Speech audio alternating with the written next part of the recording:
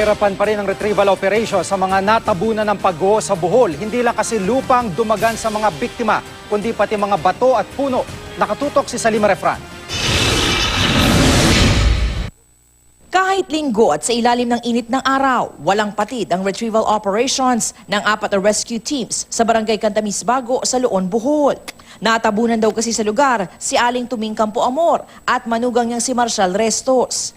Pero hirap ang rescuers. Bukod kasi sa gumuhong lupa, nakahambalang din ang mga naglalakihang puno.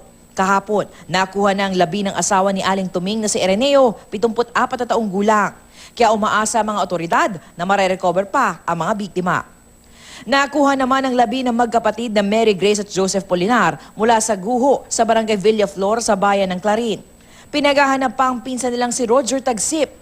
Naglalaba at naliligo raw sa ilog ang magpipinsan nang gumuho ang lupa. Maswerte naman na hukay sa gumuhong Holy Cross Parish Church ang rebulto ng patron ng bayan ng Maribojoc na si San Vicente Ferrer. At kahit na napulbos ng lindol ang simbahan, himalang ni hindi nagalusan ng imahe. Dinadayo na ito ng mga deboto na nananalangin ng dagdag na lakas matapos ang trahedya. Ang wish ko lang na maintak yung lahat ng katauhan ng Maribojoc sa pananampalataya sa Kanya at sa Panginoon. Ang tanging dasal namin ay manumbalik ang lahat. Hindi lang sa lindol, manumbalik lahat ng pananalig sa Puong May Kapal. Mula rito sa Bohol, Salima Refran, nakatutok 24 oras.